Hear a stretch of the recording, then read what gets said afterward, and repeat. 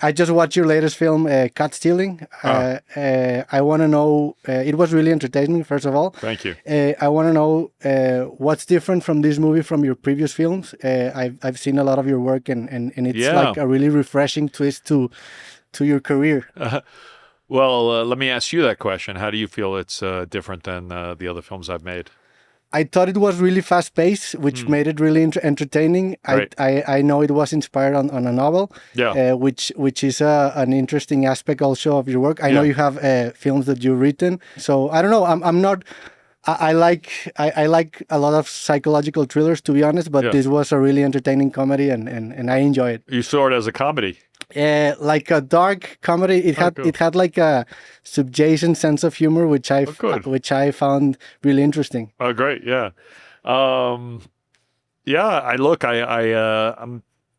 don't really think about what I did before too much. I'm always just thinking about what I want to make now, and I felt it was time to do something that was all about entertainment, something that was a lot of fun.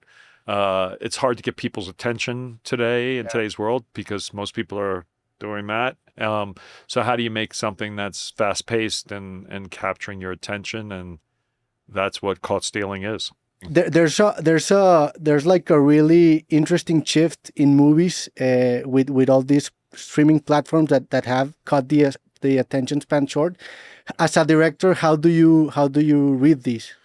Well, you kind of want to make theatrical experiences because I think people are less likely to be distracted in a theater. They're coming to the theater to be entertained. So, but then I think it's the job of the filmmaker to really make something that holds on to people's attention and makes them want to be there and not thinking about the work they need to do or whatever else is going on in their lives.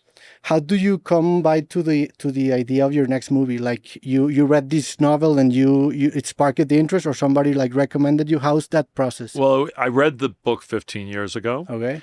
And then I tried to get the rights back then, but I couldn't get the rights. So a bunch of time went by. And then about a couple of years ago, the writer of the book had gotten the rights back. And he called me up and said, hey, would you be interested? And so we just started working on it and thinking about it. And then slowly but surely, it sort of all came together. How difficult is to choose a new project in this time of your career? Because a movie is such a long project and such an incredible amount of work. How difficult it is to choose your next project? It's a very good question.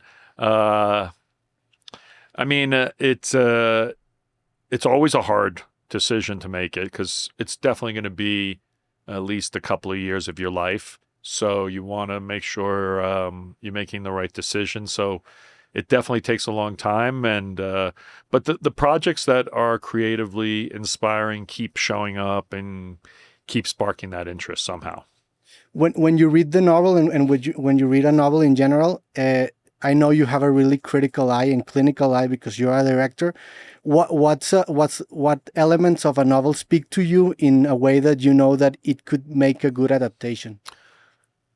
I mean, it's all about interest, right? Something that's keeps you on the edge of your seat, makes you want to keep reading it.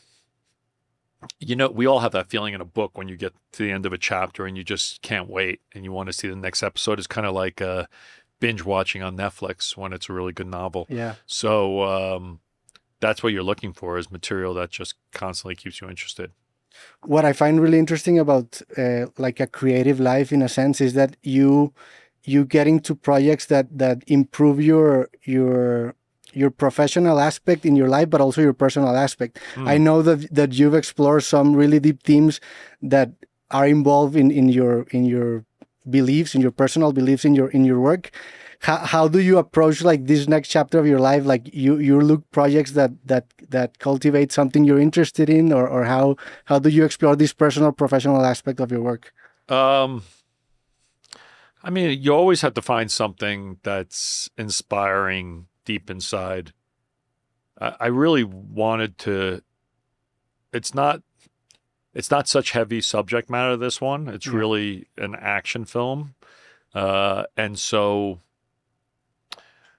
but I think I've been doing this long enough that the craft of making a movie has become super important to me, and making something really well. I think there's also an art to that. it doesn't have to be like ripping out the deepest of emotions. It was more about how do we make people stay interested and have a good time and have fun. And that's, for me, the best part of making this film is people come out going, that was fun, which is kind of ultimately like what Hollywood has always wanted to do. It's easy to get lost and forget about that. So it's been that type of journey.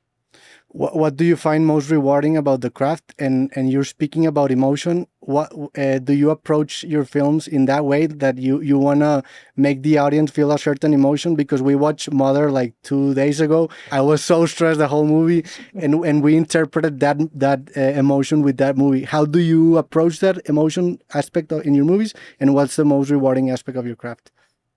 I mean, it always comes through the main character. You're kind of the beauty of film, when it's done well, is it can transport you from your own body and your own brain into a character that's not you.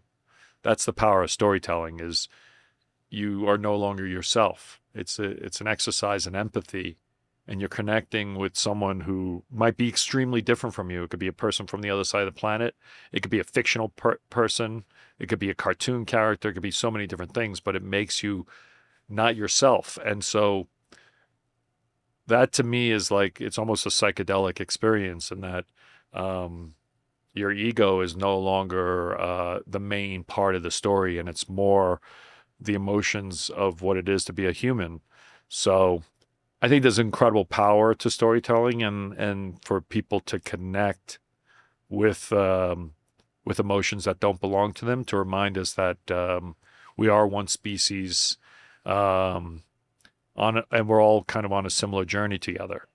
Yeah, I find that really interesting, because movies, in a way, emulate dreams, in a sense that the director is like the conductor of the subjectivity of the audience, and to exercise that empathic ability in humankind is an essential aspect of a movie, because you're believing a story that somebody built for you. I know you major in social anthropology. Yeah, I did. How did that affect your directing style? I think it was related. I'm not sure I learned too much from that to affect me as a director, but more my interest in that is probably similar to the interest in filmmaking. I think the reason I was interested in social anthropology, cultural anthropology, was I was just interested in other people's stories. So I've always had an attraction to that. And what made you take your way to movies? Like, I know you majored in Harvard, and then you studied filmmaking, and you were in a conservatory. What made you take that choice? Well, when I was undergrad in film school, I started to get a bit involved in the arts, and I found that really interesting. It was something that I was always kind of interested in as a teenager, but didn't really have the tools in public school to figure out